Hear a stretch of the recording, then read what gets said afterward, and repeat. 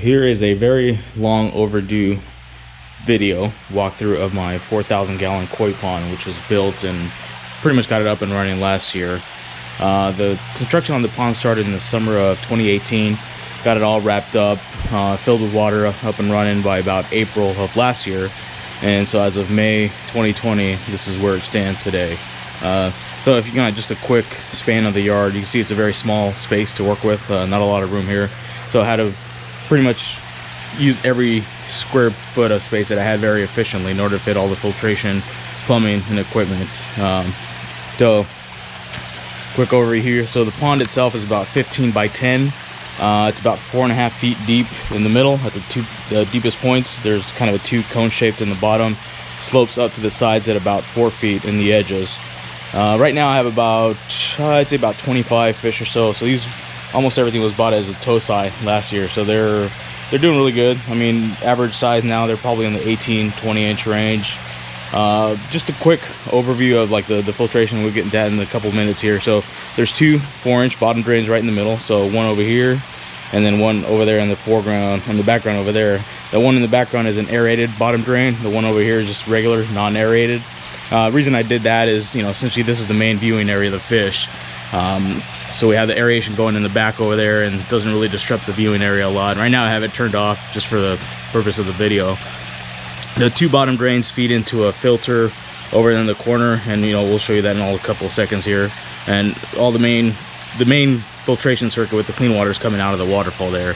There is a second circuit here, which is coming from this surface skimmer, and it's returning through two underwater jets that you can kind of see the surface movement there. And again, we'll go over all of that here in a second. So again, so the liner, it's a liner construction, so I use a 25 by 30 piece of liner. The edges are raised about 16 inches or so it's partially underground. It's 2 rows of cinder block, you know, your typical 8 by 8 by 16 construction block. You know, the cores were filled with cement, vertical rebar all the way around. This capped with these paver stones and rock veneer on the edge. So the liner is actually sitting, you know, in between this row here, overlaps with these guys on top. A little bit of a close-up of some of the fish here.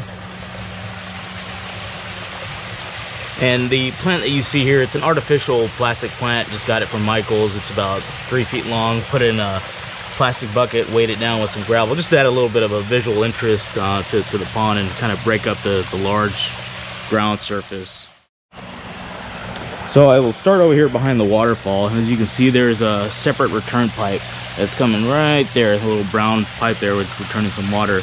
That's actually coming from a protein skimmer. So this is something that I recently added in the last couple of weeks. You know, it's kind of an afterthought, and that's why it was not really integrated into the waterfall return. I never really thought I needed one, and for that reason it wasn't really incorporated into the initial setup, but I started getting a lot of surface foam in this as the weather started to warm up here.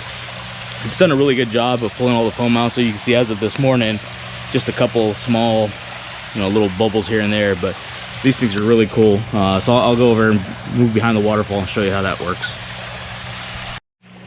Okay, so here's the protein skimmer foam fractionator tower. You can see kind of unsightly, ugly looking things here. You can see where the water is coming down the tower. It's filled with plastic media, so that thing's about 5 feet tall. It's a 6-inch PVC pipe. Water comes down through the bottom, and the water level is right about at the top of that T fitting there, and it starts to gurgle up, and what it does is pushes all the foam, dissolved organics out, and then you can see it moves quite a bit of stuff. So this is what I get every morning. Some days it's more, some days it's less. I have this pump on a timer, so after around 10 a.m. or so it stops running, because once it warms up you get a lot less foam production, so I just kind of stop it and then it starts back up again in the evening around 7 or 8 o'clock at night. So this is the valve here that you use to regulate the flow, so you get the right water level inside that tee. But I mean, as you can see, this thing's still churning out foam.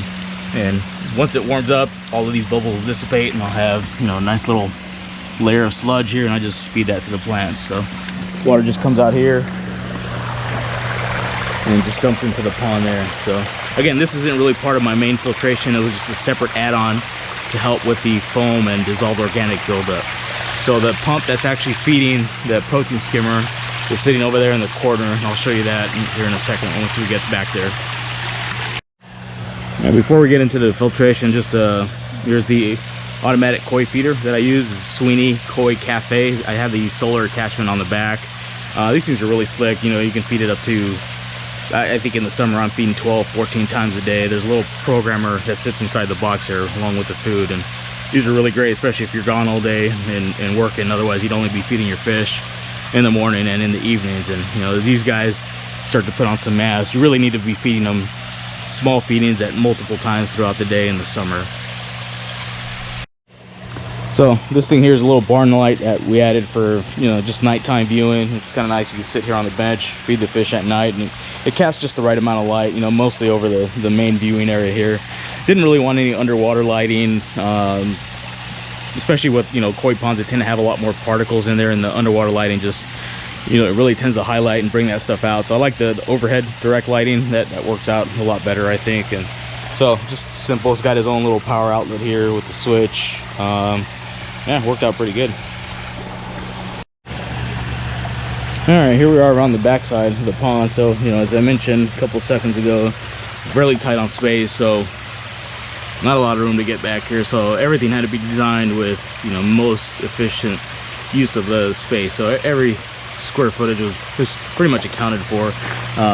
So as I mentioned, the main filtration circuit is the two bottom drains. So one here, one here. They're full 4-inch piping. They come up around here, exit the pond underneath the rock wall here, and come into the RDF, or the rotary drum filter. So this is the main filtration circuit. This is a rotary drum filter. This is made by Red Label. So this is the basic 25 model. So it's kind of their smallest footprint RDF that they sell. And as you'll see here, you have the two bottom drains. Right? So one comes in through here, and one comes in through over here. They both enter the filter at the very bottom. Each one has its 4-inch knife valve here if I ever need to shut off the flow or work on the filtration for whatever reason, because this is gravity fed. So you got to remember, this water is going to be rushing into the filter regardless, no matter what. So anytime I need to work on it, I have to shut it off to keep the water flow out from coming into the filter. Open this lid up here. So this is pretty much the main RDF, rotary drum filter. So for those that don't know how these things work, I'll explain it real quick. So water comes in the bottom, these two bottom drains here. So this would be what you consider the dirty side of the filter. So water's coming in through the drum, into the chamber, passing through the drum. This is a 70 micron stainless steel sleeve. That's pretty much trapping all of the debris, and the clean water's passing through the drum to the outside. This is what you would be considered your clean side of the filter. The water's getting pumped out from the bottom there by this pump here, and you know, we'll go look at that right now for a second. So the way this thing works is, you know, it's a self-cleaning filter, right? When this drum gets clogged, the water level here is going to drop. When that happens, there is a, get in here if I can show this to you. There's a float switch down there which is measuring the water level. So when that water level gets too low, it's going to trigger the float switch, which is then going to trigger the drum to do a rotation and a cleaning cycle with these jets here. The controller for the RDF is in there, in that waterproof box. I'll open that and show you what it looks like. So I'll go ahead and simulate a cleaning cycle so you can see what that looks like. I'll just manually lower the water level here. So you see it's doing a cleaning cycle, spraying off the tube with these high pressure jets. All the dirty water comes out of here and flows down into that sump over there, which is the, you know, where all of the gunk goes to. So these things are, you know, pretty much set them and forget them. They're very maintenance free. It kind of cleans itself. The only thing I really have to do in here is, you know, every 10, 14 days or so, I'll just come in here and rinse this thing out. There's a lot of gunk that accumulates there, as you can see, you know, from the continuous spray cycles. A lot of stuff builds up here, so I'll just go in, reach in, pull it all out, send it down to the sump, and wash it away. And that's pretty much it. I mean, these things are really great. You know, they do a really good job of pre-filtering all your water. I have a UV light just floating in there. I think this one is I want to say it was a 36 watt. It's made by Pariah, fully submersible, so I can, you know, essentially just drop it in there and taking care of the green water as it's passing through there. So this here is my Rubbermaid tote that I use as a sump to collect all the dirty water. So again, it's coming from the filter there, enters the side of the filter here, and I'll just open this up real quick and show you what the inside looks like. All right, so here's the dirty water sump with the lid removed. So as we talked about, all the dirty water from the filter comes out, comes in through here. I don't know if you can see that, but you know, there's just a lot of muck filled up. I mean, this thing smells horrible. So when the water level gets high, the dirty water gets high in here, this is just an automatic sump pump with the float switch. Kind of turns off by itself. You can see just all of the crap that this thing is removing. And so this is sending all the way to the sewer drain about 100 feet away. This little line here that you see coming out of it. Every now and then, you know, again, when I rinse out that thing, I'll usually come in here and just flush this thing all out with a water hose, get it all cleaned up and send it down to the sewer drain. This second line here is for an automatic water changer that's coming out of my other filter, so we'll go over that as well in a couple minutes.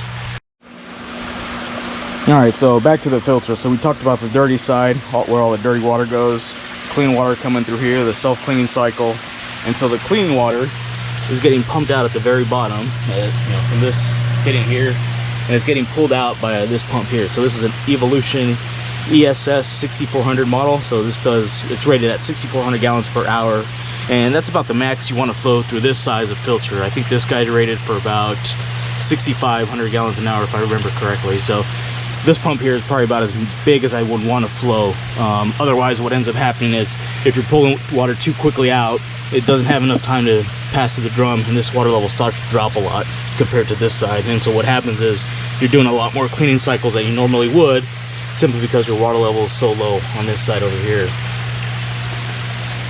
This pump that you see here, this was a retrofit that I did after the fact. So these guys, they come with a submersible pump that actually fits here in this slot here to power the jets.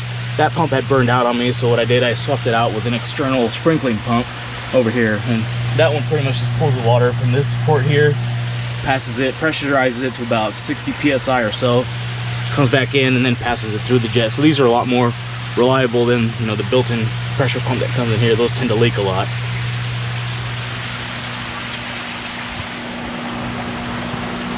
So here's the control box for the RDF. Just sits in there, nothing fancy, just keep it out of the weather and the rain. Okay, so this is 6,400 gallon per hour pump, 3-inch piping all the way through, so it comes up, pulls it out here, and then sends it to the top of my shower filters here. So this is kind of my main biological filtration circuit. So it's 2 series of totes. So we have 1, 2, 3, 4 totes here, 1 column here, another column over there. So a total of 8 totes. They are all filled with, the top layer has a little bit of a ceramic media, and the rest is just all the very lightweight and porous feather rock. So the total is about 9 cubic feet of media, I believe, if I did the calculations right, you know, between all the totes combined. So here's the top of my waterfall box. Under here is a little submersible pump, and this little hose here is what's feeding the top of my protein skimmer that we looked at a couple minutes ago as well. So like I said, this thing was kind of added after the fact, which is why I have it built out this way. So I'm going to move around here and show you the inside of the shower filter right now. Alright, here's the back side of the shower filters. As you can see, they're elevated on some cinder blocks just to get them to the right height for the waterfall. I'll remove this little cover of some fake plants. They actually look really good from a distance. It helps to hide a lot of this ugly equipment. So there's a big spray bar here that's essentially teed out. So one line comes this way, the other one goes that way for the other shower container. And you can see all the water here. This is some of the ceramic, you know, your typical generic brand yellow ceramic rods you can find on eBay and Amazon. And the rest of it is filled with this feather rock. So this stuff is super lightweight, very porous, works really good in these shower filters. So again, about 9 cubic feet of media. This is where the main biological filtration, nitrification cycle is happening here. So again, here's the front side of the shower filters. There are 4 3-inch outlets here. Let me see if we can see that pretty good here.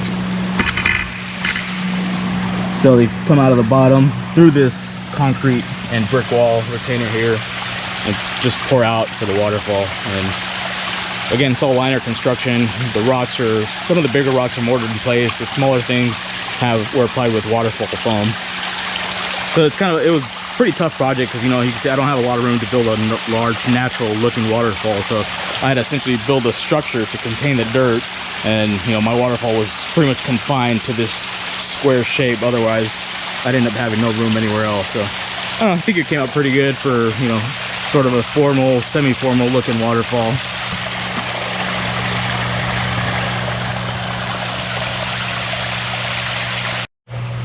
All right, so moving along into the second circuit, and you know, my sort of little fish room, filter room, electrical control is on the side of this house here. So as you can see, again, not a lot of room, very limited on space. So not for those folks that tend to be claustrophobic in here, that's for sure. So just built a little cover to keep all of the stuff out of the sun and the rain. So as mentioned earlier, so the second circuit is from this Zaki deep water koi no niche skimmer. So this has a 2-inch line, comes about all the way down over here, and it feeds into my second pump and the second filter circuit. Comes in through here, a little knife valve to be able to shut off the flow, leaf basket, and that's a Pariah PB 23,000 model pump. So I think this thing's rated for up to about 4,500 gallons an hour, I believe, at the highest wattage.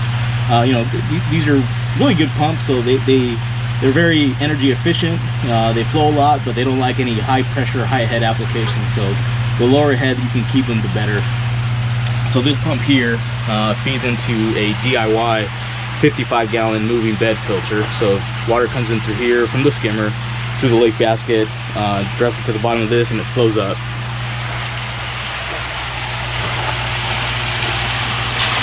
So here's what that filter looks like here. So again, 55-gallon drum, cut out the lid. This thing's filled with about 5 cubic feet of, you know, this K1, K3 style plastic media. Just bought it on Amazon. I think you can get it about 40 bucks a cubic foot, I believe.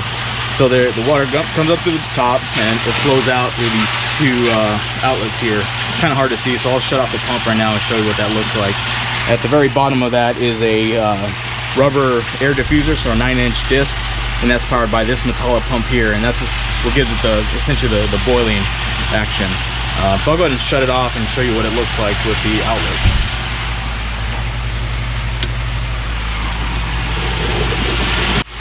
So here's the 2 outlets for the filter. So it's just 3-inch ABS pipe. I just took it into my table or circular saw and just cut a bunch of grooves in there so the media doesn't pass through.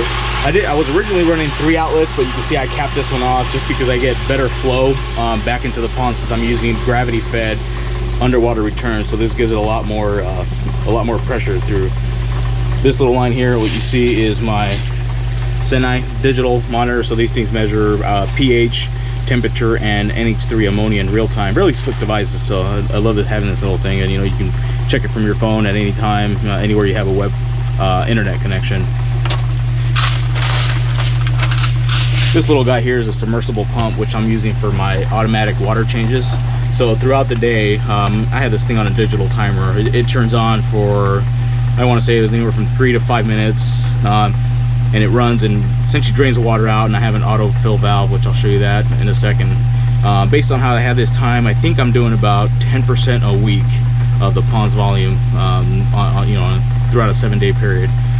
So just very short intervals throughout the day, you know, drains water. The autofill refills it with fresh water. So this little line comes up here, runs along the ceiling, or the roof of this little thing. And I have a little rain gutter here, a little 2-inch rain gutter to catch the water that drips off the panel. So I just drop the line in there. You can see here's the rubber hose. This thing goes all the way out along the fence to the rain gutter, and then drops into my dirty water sump tote that we looked at over there. So that's kind of how I help to do the water change. I don't have to do it manually. Turn this thing back on here. And so you can see this is pretty much how much it's filled with media. So it's about 5 cubic feet. anything more than that, and it's just too much media for the aeration to keep it constantly boiling and tumbling. So the concept of these filters, you know, they're very good at biological filtration, but you got to keep that media constantly tumbling and boiling.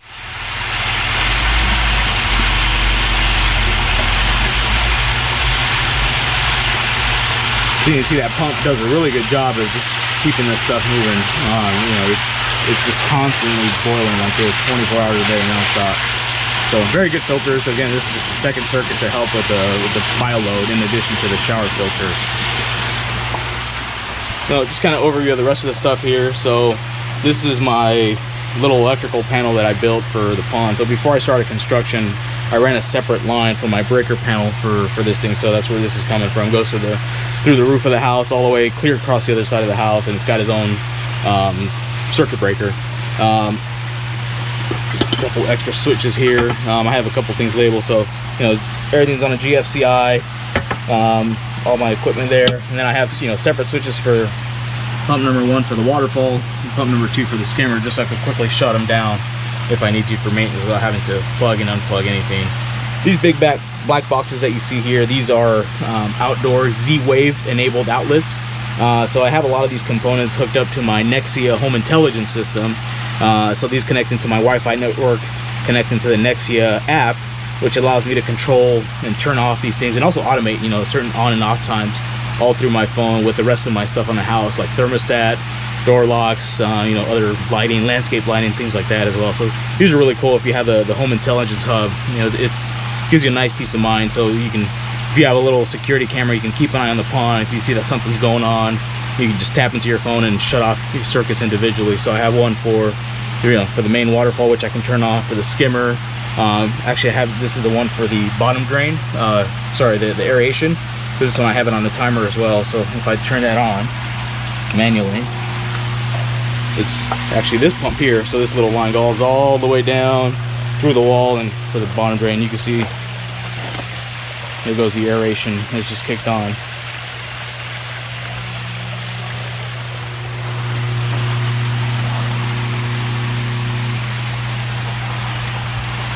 So down here is just a little tote that I partially buried, which has all my electrical junk, other miscellaneous things. You can see some timers in there. I have my landscape lighting comes in through here. It's kind of messy, a little bit chaotic, but you know, it's controlled chaos.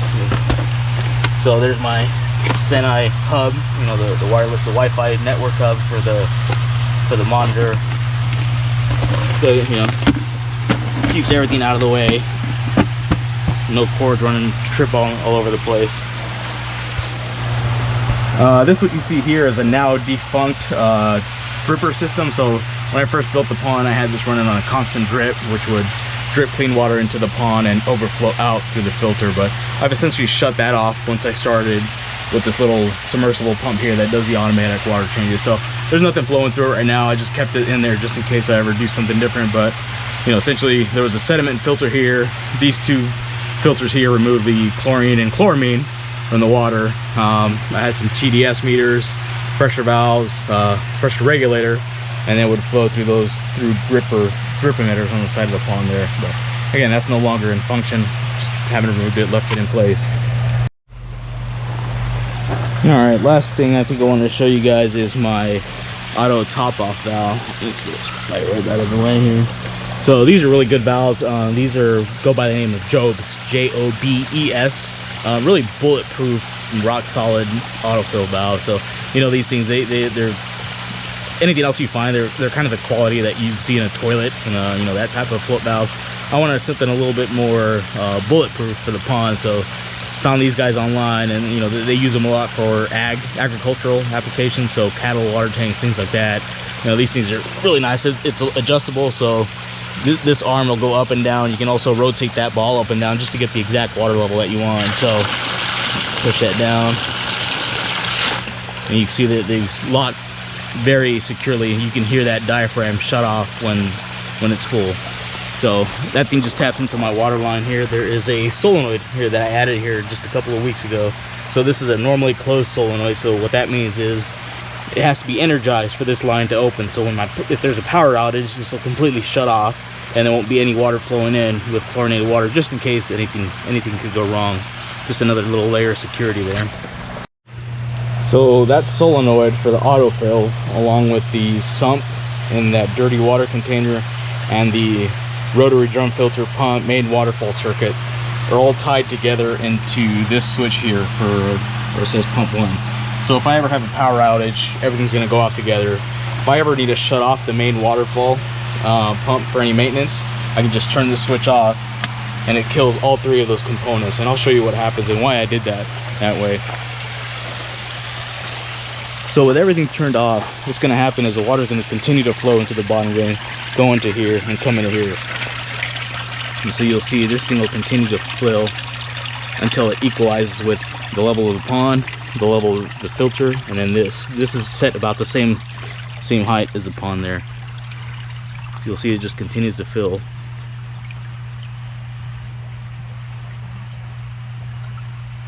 And you see the muck that's in there.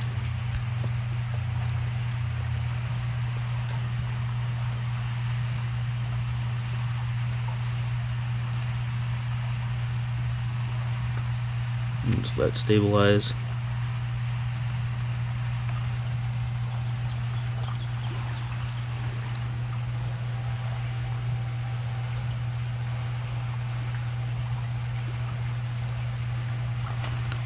So now that water level is stabilized with the pond over here and that filter. The reason I have all 3 of those components tied together is that if something ever happens and this pump goes out, that stops working. So I haven't lost power, it's just that pump turned off. Gravity is going to continue to push water in through here. It's going to come out through here because that thing's not pumping it out. This sump will be still going, this pump, and it's going to continue to send water down my sewer. The autofill valve over here will continue to fill up the pond, and it'll just continue to go and go and go. And so with this thing constantly going all the time, continuing to drain water out through here, refill it from the valve, I'm going to be dumping a bunch of chlorinated water, you know, where I could possibly be out of town working all day. You know, this could be going for several hours. So for that reason, I kind of installed this failsafe where everything shuts off together at the same time. So back here at the switch, if I turn it on, I'll show you right now what happens. I'm going to turn this on. The pump is going to start going to the waterfall. The sump is going to immediately empty that whole thing out, and then the autofill is going to turn on and fill it up with a couple inches of water that went down. So do that right now here. You'll hear the solenoid probably click as well. I don't know if you caught that, but the solenoid just turned on. So now this thing is starting to move water out. You can see it starting to come out of the waterfall there. My sump pump here is already going. It's emptying the tote. And it stopped already, so it emptied the tote for the water that it needed. So you can see it loses about 20 gallons of water, so I think this is a 20-gallon tote. So anytime the power goes out, I'm going to lose automatically about 20 gallons an hour based on everything that'll fill up in this tote. And it's doing a self-cleaning cycle. You'll see all the water come out of here through that hole there.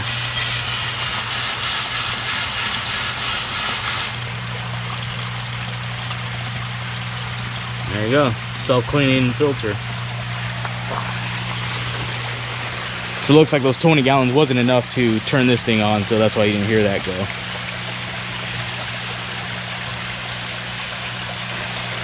And that's pretty much it. So any questions, just feel free to drop them in the comments. I'll reply back with any details or anything else, any other information you guys need. So hope you enjoyed the overview.